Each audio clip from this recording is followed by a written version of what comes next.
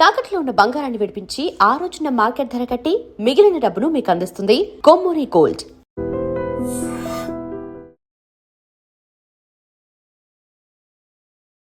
నమస్తే, welcome to I dream social spot light with Kavitha.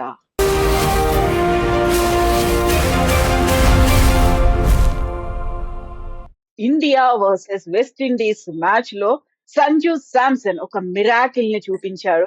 Man of the match మాత్రమే కాదు, hero of the match గా కూడా దేశవ్యాప్తంగా ఆయన పేరు ఇప్పుడు మారుమోగిపోతోంది. దాదాపుగా 11 ఏళ్ల పాటు నేను ఎదురు చూశాను, నేనేంటో నిరూపించుకోవడానికి అనేటువంటి ఒక మాట ఎమోషనల్ గా ప్రతి ఒక్క హృదయాన్ని టచ్ చేసింది. కేవలం భారతదేశం గెలిచి సెమీఫైనల్ కి వెళ్ళింది అనే దానికంటే సంజు శాంసన్ తీసుకెళ్లాడు అనేటువంటి మాటే ప్రతి ఒక్కరికి ఆనందాన్ని కలిగిస్తోంది. మనతో పాటుగా ఉన్నారు sports analyst and cricket commentator Venkatesh గారు నమస్కారం అండి. నమస్తే కవిత గారు. మనం ఎన్నో ఇంటర్వ్యూల్లో సంజు శాంసన్ గురించి మాట్లాడుకున్నాం. ఆయనకున్నటువంటి కెపాసిటీస్ కావచ్చు, కేపబిలిటీ కావచ్చు, ఇవన్నీ చూసిన తర్వాత చాలా వరకు సైడ్ లైన్ అయ్యారు. బోల్డ్ అంత క్రిటిసిజం అనేది కనిపించింది. నిన్న తనేంటో చూపించాడా, తన ఆన్సర్ ఏంటో చెప్పాడా? డెఫినెట్ గా ఈ ఆన్సర్డ్ ఆల్ హిస్ క్రిటిక్స్. ఎందుకంటే సంజు శాంసన్ జస్టిస్ ఫర్ సంజు అని అంటే, సంజుకి ఏంటంటే అతను మీరు చెప్పినట్టుగా 11 years నుంచి ఇండియన్ టీం ఆడుతున్నాడు, కానీ never been a regular in and out of the team. ఈ రోజు ఉంటాడు, రేపు ఉంటాడు టీంలో. సో అతను ఎప్పుడు కూడా ఈ never cemented his place in the team. అయినా కూడా అతనికి విపరీతమైన ఫ్యాన్ బేస్ ఉంది. అతనికి ఒక రెగ్యులర్ గా ఇండియన్ టీంలో లేకుండా అంత ఫ్యాన్ బేస్ ఉండే క్రికెటర్ ఎవ్వరు కూడా మనకు కనబడరు. అంత ఫ్యాన్ బేస్ ఉంది. అతన్ని టీంలో నుంచి తీసేసినా ఏం చేసినా చాలా వరకు సోషల్ మీడియాలో చాలా హంగామా అవుతుంటుంది. జస్టిస్ ఫర్ సంజు శాంసన్ అని హ్యాష్ ట్యాగ్ పెట్టేసి చాలా అతని ఫ్యాన్స్ హంగామా చేస్తున్నారు. చాలా డై హార్డ్ ఫ్యాన్స్ ఉన్నారు. అతను ఒక ఫిల్మ్ స్టార్కి ఎలాంటి ఫ్యాన్స్ ఉంటారో అలాంటి ఫ్యాన్స్ ఉన్నారు. So without really performing at the highest level అతను ఆ ఫ్యాన్ ఫాలోయింగ్ అతనికి ఉంది. బట్ అతను ఏంటంటే అది అతని స్వయంకృతాపరాధం కొంత ఉంది. సెలెక్టర్స్ కూడా అతన్ని ఇగ్నోర్ చేయడం ఉంది.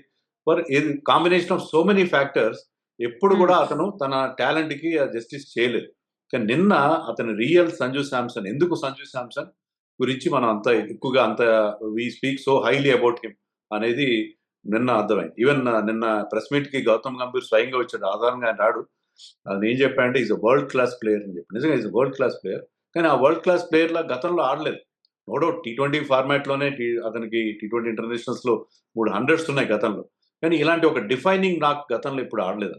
పర్టికులర్లీ ఒక వర్చువల్ నాకౌట్ మ్యాచ్ లో గెలిస్తే మనం సెమీస్కి వెళ్తాం, లేకపోతే ఇంటికి వెళ్ళిపోతాం. అలాంటి మ్యాచ్ లో ఆ ప్రెషర్ అంతా సోక్ చేసుకుని అతను ఆడిన ఒక ఇన్నింగ్స్ నిజంగా అతను ఏం చెప్పాడంటే this is the best day in my life అని చెప్పాడు. ఖచ్చితంగా ఇన్నాళ్ళకి అంటే 11 ఏళ్ల తర్వాత రియల్ సంజు శాంసన్ ఎవరనేది మనకు తెలుసు. లేకపోతే మనకేమనిపించిందంటే Sanju Samson is going the way of Ambati Rayudu. Ambati Rayudu ఎలాగైతే చాలా టాలెంట్ ఉండి కూడా ఎప్పుడు never made it big in the international scene అని మనం అనుకున్నాము, అలాగే అంబటి రాయుడు లాగా అయిపోతాడా సంజు శాంసన్, మరొక ట్రాజిక్ స్టోరీ, ఫెయిల్యూర్ స్టోరీ ఉండిపోతుందా సంజు శాంసన్ అనుకుంటే రియల్లీ అతను he redeemed himself at the age of 31. Really it was అంటే ఇండియాకి చాలా ముఖ్యం ఆ ఇన్నింగ్స్. అతనికి కూడా పర్సనల్ గా కూడా that was very very important innings for me. కేవలం సంజు శాంసన్ మాత్రమే ఆడాలి అన్నట్టుగా మిగతా ఆటగాళ్ళందరూ అవుట్ అయిపోవడం కావచ్చు, ఆయనకి ఇచ్చినటువంటి సపోర్ట్ కావచ్చు, అది చూసిన తర్వాత రియల్ కెపాసిటీ అనేది తెలిసింది. బట్ అది ఆయన కంటిన్యూ చేస్తాడా ఇదే అనేటువంటి ఒక మాటతో పాటుగా ఆయన ప్రతిసారి ఉండాల్సినటువంటి అవసరం ఏముంది, తన ప్లేస్ ఏంటి, తన ప్రయారిటీ ఏంటి అనేది గట్టిగా చెప్పింది అనే ఒక మాట వినిపిస్తోంది. నిజమే అంటారా? సంజు శాంసన్ పిక్చర్ లోకి ఎందుకు వచ్చాడంటే వింటే కొంచెం ట్రివియల్ గా అనిపిస్తుంది. ఏదో ఏంటి ఇదే నాకు రీజన్. ఎందుకంటే మన టీంలో టూ మెనీ లెఫ్ట్ హ్యాండర్స్ అయిపోవడంతో ఏమైందంటే ఇద్దరు లెఫ్ట్ హ్యాండర్స్ ఓపెన్ చేస్తుంటే part time of spinners like Salman Agha of Pakistan, వాళ్ళ captain Aiden Markram of south Africa, వాళ్ళు కూడా వచ్చి బౌలింగ్ వేసి వికెట్లు తీయడం. ఈవెన్ వేరే చిన్న చిన్న టీం నెదర్లాండ్ బౌలర్స్ కూడా ఆఫ్ స్పిన్నర్స్ వచ్చి వికెట్, అంటే లెఫ్ట్ హ్యాండర్స్ అగేన్స్ట్ గా ఆఫ్ స్పిన్నర్స్ చాలా ఎఫెక్టివ్ గా ఉంటారు. సో ఆఫ్ స్పిన్నర్స్ కున్న అడ్వాంటేజ్ ని నల్లిఫై చేయడం కోసం మనకి రైట్ లెఫ్ట్ కాంబినేషన్ ఉంటే బాగుంటుందని ఒకే ఒక ఉద్దేశంతో సంజు శాంసన్ తీసుకొచ్చారు. ఎందుకంటే అతను ఒక మ్యాచ్ ఆడాడు. సెకండ్ మ్యాచ్ మన నమీబియాతో ఆడినప్పుడు when Abhishek Sharma was having some illness అతను ఒక మ్యాచ్ ఆడాడు. బట్ క్విక్ గా రన్స్ చేశాడు, 24 runs చేశాడు. క్విక్ గా ఒక 3 6 కొట్టాడు. ఎంత ఫాస్ట్ గా వచ్చినా అంత ఫాస్ట్ గా వెళ్ళిపోయాడు. సో అతను కన్సిస్టెంట్ గా ఆడలేదు, పెద్ద స్కోర్ చేయట్లేదు. అయినా కూడా ఈ ఒక్క కారణం వల్ల అతను టీంలోకి వచ్చాడు. వచ్చి లాస్ట్ మ్యాచ్ లో కూడా అతను చేసిన 24 runs. కానీ జింబాబ్వే పైన. బట్ అతను ఏంటంటే అభిషేక్ శర్మ కాస్త షేకీగా ఉన్నప్పుడు అభిషేక్ మీద ప్రెషర్ లేకుండా పవర్ ప్లేలో క్విక్ గా రన్స్ చేసే రెస్పాన్సిబిలిటీ తీసుకున్నాడు. స్మాల్ ఇన్నింగ్స్ అయినా అది చాలా ఇంపార్టెంట్ ఇన్నింగ్స్ అయింది. ఎందుకంటే ఇండియా 250+ స్కోర్ చేయగలిగిందంటే దాంట్లో అతని కాంట్రిబ్యూషన్ కూడా ఉంది. అందుకే అతని టీంలో కంటిన్యూ అయ్యాడు. టీంలో అతని కీపింగ్ గ్లౌస్ కూడా ఇచ్చారు. అంటే నువ్వు టీంలో కంటిన్యూస్ గా ఉంటావు అని చెప్పి గౌతమ్ గంభీర్ నువ్వు మెచ్చుకోవాలి. ఎందుకంటే అతనికి ఆ భరోసా ఇచ్చారు. ఏంటంటే నువ్వు టీంలో కంటిన్యూ అవుతావు, ఫెయిల్ అయినా సరే నువ్వు ఉంటావు, you're the wicket keeper not Ishan Kishan అని చెప్పి అతనికి కాన్ఫిడెన్స్ ఇచ్చారు. ఇచ్చిన తర్వాత దాన్ని ఇప్పుడు అతను రిడీమ్ చేసుకున్నాడు. సో మీరు చూశారు కదా, మీరు అన్నట్టుగా మిగతా దాంట్లో highest score happens to be 27 by Tilak Varma. మిగతా వాళ్ళు ఎవరు కనీసం 30 కూడా చేయలేదు. అలాంటి when you're chasing almost 200 runs ఇతను ఒక్కడే ఒక ఎండ్ లో ఉండి ఆల్మోస్ట్ ఈ ప్లేడ్ లైక్ విరాట్ కోహ్లీ. విరాట్ కోహ్లీ ఎలా అయితే చేజ్ మాస్టర్ గా చేజ్ ని మాస్టర్ మైండ్ చేస్తాడో, మొదటి నుంచి దాకా నిలబడి ఆ చేజ్ ని ఫినిష్ చేస్తాడో, అలాంటి ఇన్నింగ్స్ ఆడాడు. He had good partnerships, small partnerships with Suryakumar, Tilak Varma and Hardik Pandya. So ఇలాంటి ఇన్నింగ్స్ ఎప్పుడైతే అతను ఆడాడో, ఎప్పుడైతే ఆ రెస్పాన్సిబిలిటీ తన మీద తీసుకున్నాడు. గతంలో అతని మీద మన కంప్లైంట్ ఏంటంటే చాలా బాగా స్టార్ట్ చేస్తాడు. ఫ్లాటర్ టు డిసీవ్ అని ఒక మాట ఉంది ఇంగ్లీష్ లో. అంటే అతను బాగా కొడుతున్నాడు, 3 సిక్స్లు కొట్టాడు, 2 4లు కొట్టాడు. ఇప్పుడు ఒక పెద్ద ఇన్నింగ్స్ చూస్తాం అనుకున్న టైంలో బౌలర్ ఇదేమి లేకుండా తన మిస్టేక్ వల్ల అన్ఫోర్స్డ్ స్వయంకృతాపరాధం. అవుట్ అయిపోయాడు. స్వయంకృతాపరాధంలో అవుట్ అయిపోయాడు. కానీ అలాంటిది ఈసారి ఏంటంటే అతను చాలా కూల్ గా, చాలా రెస్పాన్సిబుల్ గా, షార్ట్ సెలెక్షన్ బాగుంది, చాలా మెచ్యూర్ గా ఆడాడు. ఒక్క ఫాల్ స్టార్ట్ ఆడలేదు, రిస్క్ తీసుకోలేదు. రిస్క్ తీసుకోకుండా ఆల్మోస్ట్ 200 స్ట్రైక్ రేట్ తో 97 చేశారు. సో ఇప్పుడు Sanju Samson real maturity, temperament, అంటే టాలెంట్ ఉంటే సరిపోదు, టెంపర్మెంట్ ఉండాలి, ఆ మ్యాచ్ సిచ్యుయేషన్, ఆ గేమ్ అవేర్నెస్ కూడా ఉండాలి. సో అది ఈసారి సంజులో మనకి కనిపిస్తుంది. సో వెస్టిండీస్ మీద ఒక హైయెస్ట్ రన్ చేజ్ ని చేశారు, సక్సెస్ఫుల్ గా వచ్చారు, సెమీఫైనల్ కి వెళ్ళారు. బట్ సెమీఫైనల్ దగ్గర ఏమైనా హడిల్ కనిపిస్తోంది, అక్కడ ఇంగ్లాండ్ తో వాళ్ళు ఆడబోతున్నారు. ఇప్పుడు మనకి ప్రాబ్లమ్స్ లేవని కాదండి, ప్రాబ్లమ్స్ ఉన్నాయి. బౌలింగ్ గతంలో ఏంటంటే మనకి జింబాబ్వేతో ఆడిన మ్యాచ్ వరకు మనకి బ్యాటింగ్ ప్రాబ్లం కనిపించింది. అభిషేక్ శర్మ కంటిన్యూస్ ఫెయిల్యూర్ కానీ, Tilak Varma strike rate, even Suryakumar strike rate, ఇవన్నీ మనకి ఇష్యూస్ గా కనిపించినాయి. బ్యాటింగ్ ఆర్డర్ కంబైన్డ్ గా క్లిక్ కావట్లేదు, ఒక్కరే బాగా ఆడుతున్నారని చెప్పి.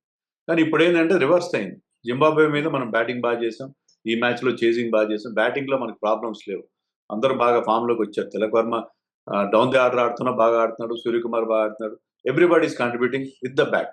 కానీ సడన్ గా మనకి బౌలింగ్ లో ప్రాబ్లం వచ్చేసింది. దానికి మెయిన్ రీజన్ ఏంటంటే వరుణ్ చక్రవర్తి ఫామ్ లో లేడు. వరుణ్ చక్రవర్తి స్టార్టింగ్ బాగా చేశాడు ఈ వరల్డ్ కప్ లో, కానీ లాస్ట్ 3 మ్యాచెస్ నుంచి is going for lot of runs. అతన్ని ఆ మిస్టరీని ఛేదించారా వాళ్ళు? అతని మిస్టరీకి భయపడేవారు. వరుణ్ చక్రవర్తిని ఆడాలంటే భయపడేవారు, రన్స్ వచ్చేవి కాదు, వికెట్లు వచ్చిన రాకపోయినా అతని 4 ఓవర్స్ జాగ్రత్తగా ఆడుకునేవారు టీమ్స్. కానీ now people started attacking him and getting runs, boundaries out of him. అది మనకి చాలా వర్రీయింగ్ ఫ్యాక్టర్ గా మారింది. వరుణ్ చక్రవర్తి మనకు తురుపు మొక్క, మిడిల్ ఓవర్స్ లో వికెట్స్ ఇస్తాడు అనుకున్నాం, కానీ వరుణ్ ఫెయిల్యూర్ మనకి ఇబ్బంది పడుతుంది. నో డౌట్ బుమ్రా నిన్న వేసిన స్పెల్, మనం సంజు గురించి మాట్లాడుతున్నాం ఎందుకంటే బ్యాటింగ్ ఎప్పుడు హైలైట్ అవుతుంది, కానీ బుమ్రా ఎప్పుడైతే తన సెకండ్ స్పెల్లో వచ్చి హెట్మైర్ అండ్ చేజ్ చాలా మంచి బ్యాటింగ్ చేస్తున్నారు, అతను అవుట్ చేసాడు. అలాగే హెట్మైర్ చాలా డేంజరస్ గా కనిపించాడు. ఉన్న కాసేపట్లో 4లు 6లు బాధడం మొదలు పెట్టాడు. అతని ఇద్దరిని ఒకే ఓవర్లో అవుట్ చేశారు. That was the turning point. అంటే వెస్టిండీస్ 200+ 220 చేయకుండా బుమ్రా వేసిన ఆ ఓవర్లో ఆ బ్రేక్స్, ఆ ఇచ్చిన 2 బ్రేక్ త్రూస్ చాలా వరకు మనకు ఉపయోగపడ్డాయి. So Bumrah is bowling well, Harshdeep is also doing well. Harshdeep ఒక ఓవర్లో ఎక్కువ రన్స్ ఇచ్చాడు, కానీ మళ్ళీ అతని డెత్ లో వచ్చి 19th ఓవర్లో he has given away just 6 runs, అన్ని సింగిల్స్ మాత్రమే ఇచ్చాడు. సో హర్షదీప్, బుమ్రా బాగానే బౌలింగ్ చేస్తున్నారు, కానీ remaining bowlers Axar Patel is also okay, but Hardik Pandya కానీ వరుణ్ చక్రవర్తి కానీ they are going for runs. అలాగే శివం దుబే మన 6th బౌలింగ్ ఆప్షన్, అతను కూడా కాస్త రన్స్ ఇస్తున్నారు. ఇది కొంచెం మనకి వర్రింగ్ ఫ్యాక్టర్ గా మనకి కనిపిస్తుంది. అది గమ్మత్ ఏంటంటే ర్యాంకింగ్స్ కనుక మనం తీసుకుంటే, T20 ఇంటర్నేషనల్ ర్యాంకింగ్స్ తీసుకుంటే, Abhishek Sharma happens to be the number 1 rank batsmen and Varun Chakravarthy number 1 bowler. వీళ్ళిద్దరు కూడా వరల్డ్ కప్ లో మనకి చాలా హోప్స్ తో వచ్చారు. ఇద్దరు కూడా మనకి స్టార్ పర్ఫార్మర్స్ గా వరల్డ్ కప్ లోకి వచ్చారు. కానీ వీళ్ళిద్దరు ఫెయిల్యూర్ మనకి కొంచెం వర్రీగా ఉంది.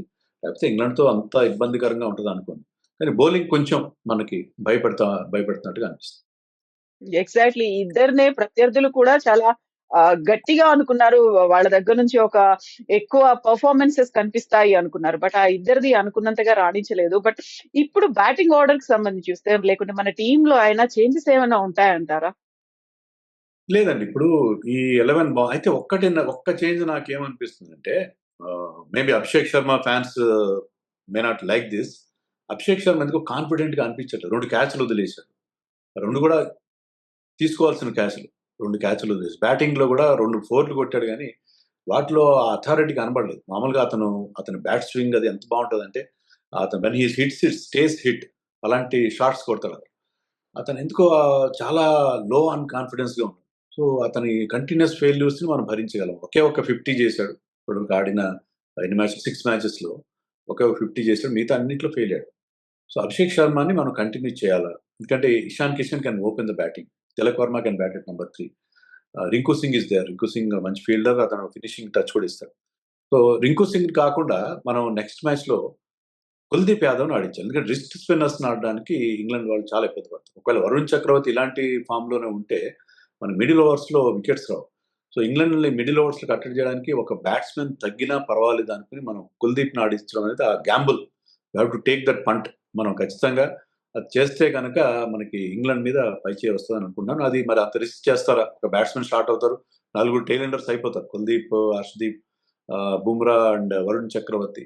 నలుగురు టెయిల్ ఎండర్స్‌తో కేవలం 7 బ్యాట్స్‌మెన్‌తో వెళ్తారా అనేది డౌటే గానీ, అది కనుక చేస్తే మన బౌలింగ్‌కి మరింత పదునొస్తది. పర్టిక్యులర్‌లీ వరుణ్ ఇప్పుడు ఫామ్‌లో లేడు గాబట్టి ఈ మార్పు చేస్తే బావుంటదని అనుకుంటున్నాను. ఇంగ్లాండ్ టీమ్ ఎలా కనిపిస్తోందండి మీకు? England team is depending on one player అండి. Will Jacks. Will Jacks bowling చేస్తున్న బ్యాటింగ్‌లో అతను ఆ టీమ్ చాలా వాళ్ళు గెలిచారు ఇంతవరకు అన్‌బీటెన్‌గా వాళ్ళు they entered semifinals without losing a match. Okay. Agreed. కానీ కన్విన్సింగ్‌గా గెలవలేదు ఏ మ్యాచ్ కూడా. అన్నిట్లో కూడా తడబడ్డారు. వాళ్ళ బ్యాటింగ్ లైనప్ తడబడుతుంది. బట్లర్ చాలా దారుణమైన అభిషేక్ కంటే ఘోరమైన ఫామ్‌లో ఉన్నాడు బట్లర్. ఈవెన్ ఫిల్ సాల్ట్ గాని, జాకబ్ బెథెల్ గాని వాళ్ళ టాప్ ఆర్డర్ ఏమాత్రం ఫామ్‌లో లేదు.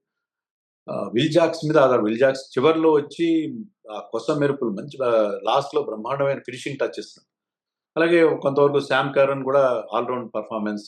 Jofra Archer is bowling well. Adil Rashid is bowling well. కానీ బ్యాటింగ్‌లో వాళ్ళకి serious problem. Okay. Harry Brook ఒక సెంచరీ చేశాడు. తర్వాత కొంచెం ఫామ్‌లోకి వచ్చినట్టుగా ఉంది. Harry Brook is always suspect against spin bowling.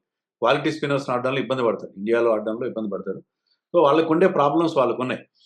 నన్నడిగితే ఇంగ్లాండ్ గురించి మనం పెద్దగా వరీ అవ్వాల్సిన అవసరం ఏం లేదు. ఇంగ్లాండ్ గనక మనం గనక మన పొటెన్షియల్ తగినట్టుగా ఆడితే ఇంగ్లాండ్ ఓడించడం పెద్ద కష్టం కాబోదని అనుకుంటున్నాను. ఎందుకంటే they have got their own set of problems. వాళ్ళంతా వరల్డ్ బీటింగ్ సైడ్‌గా ఏం కనపట్లేదు. శ్రీలంకలో ఆడారు వాళ్ళు ఎక్కువ మ్యాచ్‌లు. శ్రీలంకలో ఆ కండిషన్స్ వాళ్ళకి అనుకూలించినాయి. అంటే ఆ స్లో అండ్ లో వికెట్స్ మీద ఏదో సర్వైవ్ అయ్యారు వాళ్ళు. కానీ వాంఖేడేలో డిఫరెంట్ కండిషన్స్ ఉంటాయి. అక్కడ వాళ్ళు అదే రకంగా ఆడతారనేది నాకు కొంచెం డౌట్. హ్మ్. ఇంకొక సెమీఫైనల్ మ్యాచ్ మీ అభిప్రాయం ఏంటండి? 2 టీమ్‌లు ఎలా ఉన్నాయక్కడ? అది చాలా టఫ్‌గా ఉంటదండి అది. ఎందుకంటే south Africa is looking very good. South Africa ఇప్పుడు ఈ వరల్డ్ కప్‌లో మోస్ట్ ఇంప్రెసివ్ సైడ్ అంటే సౌత్ ఆఫ్రికా. బ్యాటింగ్‌లో అందరూ ఫామ్‌లో ఉన్నారు. బౌలింగ్‌లో కూడా మార్క్ యాన్సన్ గాని, ఎన్‌గిడి వీళ్ళందరూ మంచి బౌలింగ్ చేస్తున్నారు. So, South Africa should win that semi-final. But New Zealand కూడా చాలా ఇంప్రెసివ్ గానే ఉంది. న్యూజిలాండ్ వాళ్ళ ఓపెనర్స్ ఇద్దరు బాగా ఆడుతున్నారు. గ్లెన్ ఫిలిప్స్ మంచి ఫామ్‌లో ఉన్నాడు. రచిన్ రవీంద్ర కూడా ఫామ్‌లోకి వచ్చాడు కానీ బౌలింగ్ కూడా బాగా చేస్తున్నాడు. So, they have got spinners, they have got pacers. So, వాళ్ళకి they are ticking most of the boxes. So, I think even New Zealand కూడా టఫ్‌గానే ఉంది. చూడాలి మరి. ఎందుకంటే ఈ 2 టీమ్స్ కూడా దే ఆర్ ఇప్పుడు మనం ఓన్లీ సౌత్ ఆఫ్రికా చోకర్స్ అని అనుకుంటాం గానీ, హ్మ్. న్యూజిలాండ్ కూడా never won any major title. వీళ్ళెప్పుడైనా నాకౌట్‌లో ఇద్దరికిద్దరు ఇబ్బంది పడతారు. సో, ఇద్దరు నాకౌట్ ప్రెషర్‌ని హ్యాండిల్ చేయలేని టీమ్స్ ఆడుతున్నారు. ఎవరైతే ఆ ప్రెషర్‌ని హ్యాండిల్ చేయగలుగుతారో వాళ్ళే గెలుస్తారు. అని హ్మ్. సో, ఫైనల్ ఏ 2 టీమ్‌లు ఉంటాయని మీరనుకుంటున్నారు? ఆబ్వియస్‌గా భారతదేశం అనుకుంటారు. అటువైపు చూస్తే ఏదో మనం ఇండియాని ఏదో ఫేవర్ చేస్తున్నాం ఇండియన్స్ కాబట్టి అన్నాను కాదు గానీ, ఆ! ఇట్ షుడ్ బి అంటే అంటే మనం ఈ ఫార్మాట్‌లో ఏది రిజల్ట్స్ గురించి ప్రెడిక్ట్ చేయలేం గానీ, it should be once again south Africa versus India అవుతది అని అహ్మదాబాద్‌లో. మళ్ళీ లాస్ట్ టీ20 వరల్డ్ కప్ ఫైనల్‌లో లాగానే మళ్ళీ ఈ 2 టీమ్సే తలపడతాయని నాకైతే అనిపిస్తుంది. But anything can happen. New Zealand వస్తే మనకి కొంచెం ఈజీగా ఉంటదనుకుంటున్నాను. New Zealand compared to South Africa is a weaker side. South Africa compare చేస్తే రిలేటివ్‌లీ వీకర్ సైడ్ న్యూజిలాండ్ కాబట్టి న్యూజిలాండ్ వస్తే మనకి ఐడియల్‌గా ఉంటది. బట్ ఇప్పుడున్న ఫార్మ్ ప్రకారం చూస్తే ఏంటంటే it should be south Africa versus India అని అనిపిస్తుంది. And the winner is going to be winner అదే అండి. ఇప్పుడు ఈ ఈ ఫార్మాట్‌లో ఏంటంటే every ball is N event. ఒక్క ఓవర్లో మ్యాచ్ ఫలితం తారుమారుతుంది. అలా బుమ్రా ఓవర్లో ఒక్క ఓవర్లో హెట్మయర్ని చేసిన అవుట్ చేసి మ్యాచ్ మన వైపు తిప్పాడు. అలాగే ఒక బ్యాట్స్మెన్ ఒక 2 ఓవర్లో ఒక 20-25 రన్స్ కొట్టాడు అనుకోండి, మ్యాచ్ మళ్ళీ మారిపోతుంది. చెప్పలేం కానీ ఐ థింక్ చాలా ఈవెన్ ఛాన్సెస్ ఉంటాయి. సౌత్ ఆఫ్రికా చాలా బాగా పర్ఫామ్ చేశారు. అందులో అహ్మదాబాద్లో ఎక్కువ మ్యాచ్లు ఆడారు. మన మీద ఆల్రెడీ గ్రూప్ స్టేజ్లో గెలిచారు సూపర్ 8లో. So South Africa would fancy their chances. కానీ వాళ్ళకున్న ఆ చోకర్ ఇమేజ్, లాస్ట్ ఫైనల్ కూడా వాళ్ళు గెలవాల్సిన ఫైనల్ ఓడిపోయారు 2024లో. అది మనకి అడ్వాంటేజ్ అవుతుందేమో అని అనుకోవాలి. But we have to wait and see. It is too early to predict the winner in the finals. Yes, and thank you so much, Venkatesh. Thank you. And for more videos, Please subscribe to iDream. Please subscribe to iDream. Please subscribe iDreams. And please subscribe to iDream. For more videos, subscribe to iDream. please like, share, and subscribe to the channel. Congratulations, iDream. Subscribe to iDream. Subscribe to iDream. So subscribe to iDream Media. iDream ki iDream team andarki huge congratulations. Please subscribe iDream Media. Please subscribe to iDream. Subscribe iDream. Please subscribe to iDream. iDream అంటే నా కళల channel subscribe చేసుకున్న నోరు తిరుగుతలేదు, మీరైతే గంట గుర్తు కొట్టండి. For more such videos, please subscribe to iDream. Subscribe to iDream. Please subscribe to iDream. Please subscribe iDream Media. Please do subscribe to iDream. Please subscribe to iDream Media. For best entertainment and information, please subscribe iDream. And don't forget to subscribe to iDream.